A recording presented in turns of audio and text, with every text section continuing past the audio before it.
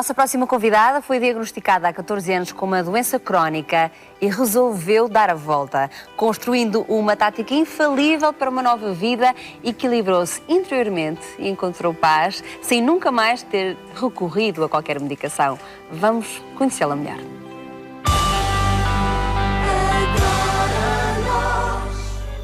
Olá, o meu nome é Ana Sofia, sou casada, tenho 3 filhos e há 14 anos foi-me diagnosticado uma doença grave. Mas isso fica para depois. A minha infância e a minha adolescência foram completamente normais. Aos 18 anos, um pouco antes, optei pela área de Economia e entrei na faculdade do ISCAL para fazer a área de Contabilidade. Há 10 anos procurei na internet algo sobre terapias. Quando eu vejo o Reiki mudou a minha vida, não hesitei. Liguei à pessoa em questão, à mestre, e perguntei o que era o Reiki e como é que eu poderia fazer também para entrar nesta aventura de mudar a minha vida.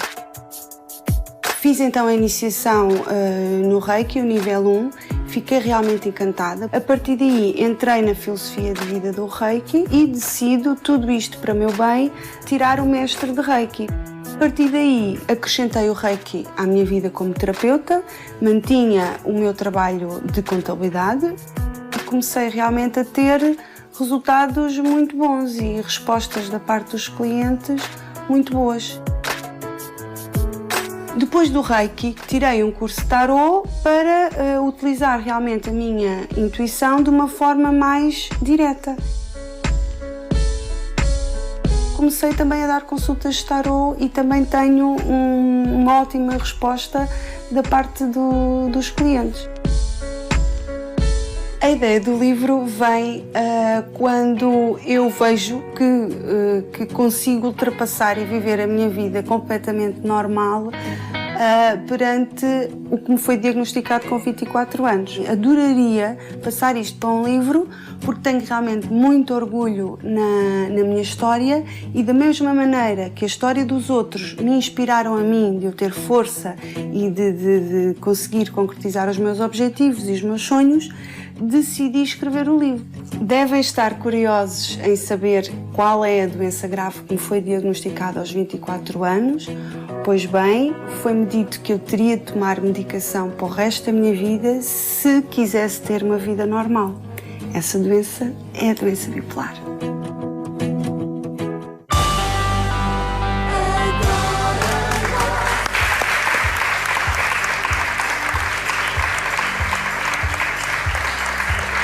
E a Ana Sofia já aqui está, acompanhada pelos pais, Maria de Lourdes, Alfredo Galego e ainda pelo médico psiquiatra, Dr. Jorge Coutinho. Muito bem-vindos aos 4.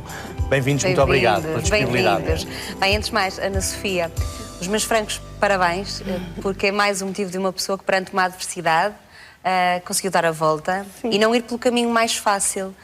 Que é neste entrega, caso, não é? Exatamente, seria a toma da medicação. Conte-nos a sua história, já percebemos que há uns anos atrás que lhe foi diagnosticada esta doença, bipolar. Muita gente sofre deste transtorno, não é fácil para quem tem, nem para com ele lida. Como é que decidiu dizer que ia dar a volta? Pronto, realmente começou, a minha primeira crise foi aos 23 anos. E houve ali um género de telepatia. A minha avó já tinha morrido e eu ouço, e na altura não questionei. Para mim era a minha avó a falar e não me questionei, achei que aquilo era normalíssimo. E realmente ela diz, Sofia, vai acontecer uma situação que vais ficar muito triste, mas quero que entendas, é sempre para teu bem. E assim ficou esta frase. Eu telepaticamente perguntei, mas alguém da família vai morrer? E telepaticamente recebia a informação, não é da família, mas vai morrer sim alguém. E acontece, eu fiquei muito estranha com tudo isto, não é? E acontece que passado uma semana morreu realmente um colega meu de trabalho que eu me dava muito bem. E a partir daí foi o descalabro, pode-se assim dizer, na procura de respostas. O que é a vida? O que é a morte? Existe contacto? Não existe? O que é que eu tenho? O que é que aconteceu comigo? E tudo isso me levou à primeira descompensação, a meu ver, que me leva ao primeiro internamento. Eu deixo de realmente dormir, vivia em busca de respostas e tinha realmente atitudes não muito normais, que eu não me recordo, mas quem se recorda depois são os outros que me acompanhavam e que me levaram depois para o internamento. Claro. Ana, a bipolaridade caracteriza-se por alterações súbitas de humor, entre períodos de extrema euforia, períodos de extrema depressão. Esta morte do seu amigo, aquilo que nos é dado a entender, deprimiu-a bastante e teve que ser hospitalizada. Isso mesmo, deprimiu, mas depois com a procura de respostas, eu estava eufórica à procura de respostas. Deprimiu com esta morte e com tudo o que aconteceu de acordo com o que eu tinha tido percepção, mas depois as minhas crises foram sempre de euforia. Muito bem. Mas sim, houve um pico. E depois... Exatamente. Isso mesmo. Dr. Jorge, pela sua especialidade, obviamente, e pelo seu conhecimento, este género de atitudes, as pessoas já podem ter, de facto, uma predisposição genética para esta doença e há determinados episódios da nossa vida que a fazem manifestar, ou ela pode estar geneticamente em nós e pode até não se exprimir. Como é que isto funciona em termos práticos? Antes de mais, queria só, referir que conheço, a Sofia desde o primeiro internamento, ou no segundo, não posso perceber, foi no segundo, exatamente, e não voltei a acompanhá-la, e em 12 de dezembro, do ano passado, recebi, um telefonema da Sofia dizendo-me que precisava, gostava de apresentar o caso dela e eu, de uma forma, muito pouco ortodoxa, levei este caso ao meu serviço de psiquiatria, no hospital, com todos os meus colegas e foi realmente quase, eu diria, extraordinária, a recepção e a reflexão que tem gerado. Queria só fazer uma pequena correção, se me permite, que é não são alterações do humor súbitas.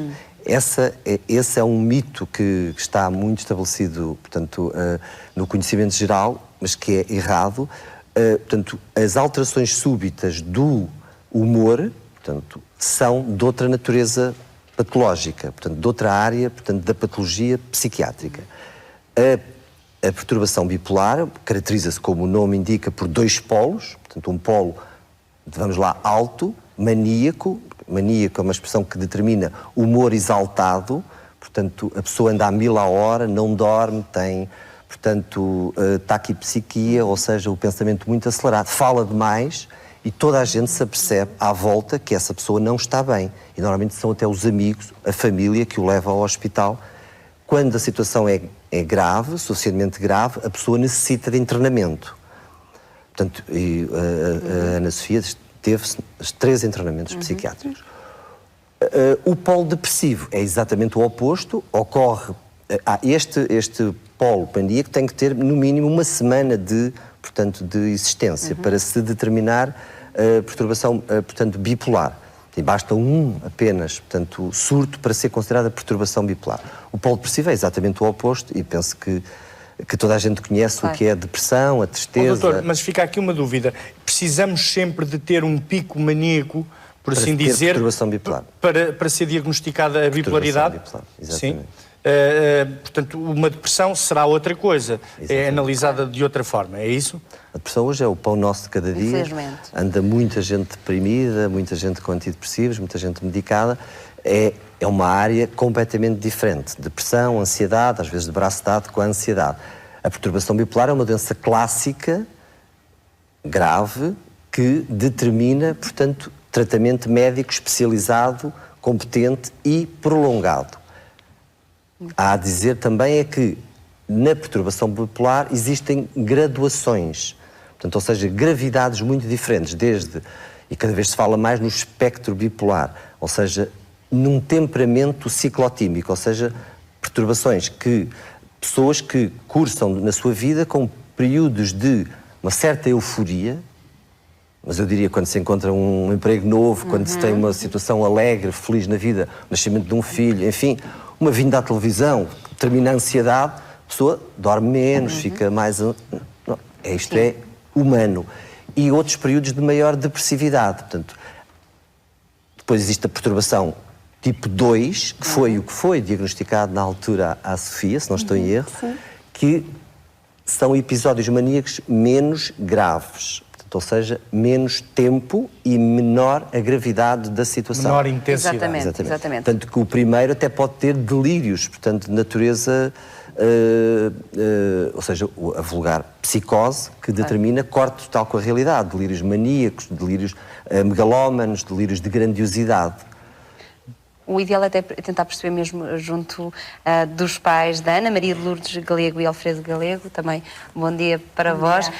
Tendo em conta este suporte que o doutor também nos deu e a experiência mesmo da vossa filha, quais foram os primeiros sintomas que vocês se aperceberam de que a Ana não estava bem e de que forma é que a ajudaram? Foi exatamente pelos delírios.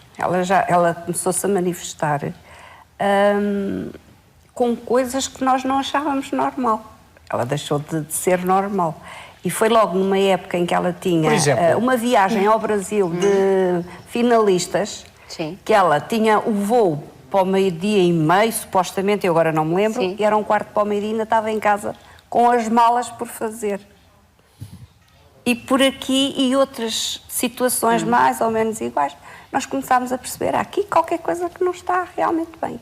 Pronto, ela depois foi para o Brasil, as neiras atrás das neiras, transferências de dinheiro atrás de transferências, não tinha dinheiro para o telefone porque gastava o dinheiro, a fazer telefonemas.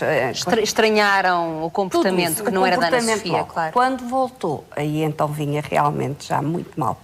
Porque ela saiu mesmo fora da realidade. E vocês aí, como às vezes os pais nem sempre aceitam que os filhos estejam diferentes, às vezes têm alguma... Não, nós percebemos logo que ali não estava nada bem e... Só que me sentia impotente, não conseguia perceber o que é que se passava com ela. Claro. Eu até dizia mesmo, parece que tens o diabo no corpo. Porque ela não parava sossegada, ela saía de casa às 3 da manhã, ela queria ir não sei para onde, nunca fumou, fumava cigarros atrás de cigarros. Pronto, e foi dentro destes comportamentos que nós começámos a ver que havia qualquer coisa que não estava bem com ela, mas não sabíamos o quê. E depois, levá-la para o hospital. Quem é que a levava? Nem pensar. Claro. Tivemos que nos ajeitar ali com artimanhas e graças a um amigo dela conseguimos fazer-lhe o primeiro internamento. Alfredo, um período difícil que culmina com o primeiro internamento e depois a medicação normal para estes casos, mas depois a sua filha dá aqui uma grande cambalhota e abdica, e não estamos hoje aqui a fazer essa ressalva, não estamos aqui a dizer que as pessoas que sofrem de bipolaridade devam abdicar da sua medicação, mas no caso da Ana Sofia, ela abdicou da medicação e conseguiu organizar a sua cabeça, se assim me é permitido dizer, de uma forma mais natural. Ficou orgulhoso depois de tantos sobressaltos? Claro, fiquei, porque eu comentava com ela: tu andas a tomar os medicamentos, filha? Não, pai, não é preciso. Deixa-me estar assim que eu sei o que é que estou a fazer. E deixei ir andando, e andando, e andando, e realmente vi uma grande modificação nela, e acontece que eu aí não podia fazer nada, onde depois eu acompanhava muito era nos internamentos. Claro. Ela só me atendia a mim e eu, com muita conversa, artimanhas, lá conseguia lá levá-la e ela lá me aceitava. Muito bem. Doutor, é importante esta ressalva de que a medicação é habitual, tem que ser respeitada, mas que processo é que a Ana fez aqui do ponto de vista psiquiátrico? É um exemplo. Sim. É um case study, como se costuma dizer. Sim, é uma história fantástica de amor, julgo eu, que eu acho que a palavra-chave aqui será amor.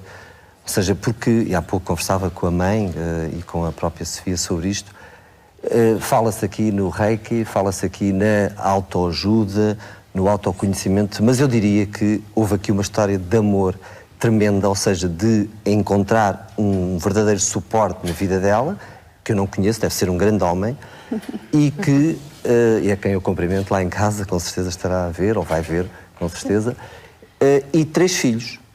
Portanto, ou seja, uma estabilidade afetiva. Acho que a Sofia procurou encontrar-se, portanto, de uma forma extremamente crítica, com 3 crises tremendas. Depois uma coisa importante, muito importante, é a fineza do diagnóstico. É muito importante. Um diagnóstico em psiquiatria não tem qualquer validação sob o ponto de vista de qualquer exame complementar. Não há uma análise, uma radiografia, uma biópsia, uma TAC, uma ressonância magnética. Nada. Portanto, ou seja, é a fineza diagnóstica, a observação e o acompanhamento. Portanto, o acompanhamento, por vezes, prolongado. E a revisão dos diagnósticos, que eu considero que todos os colegas, todos os médicos, toda as áreas da medicina devem ter a humildade de fazer revisões diagnósticas. Até porque há evoluções, não é? Exatamente. E até porque o diagnóstico em psiquiatria é extremamente difícil. Claro. Mas para mim é uma história de amor.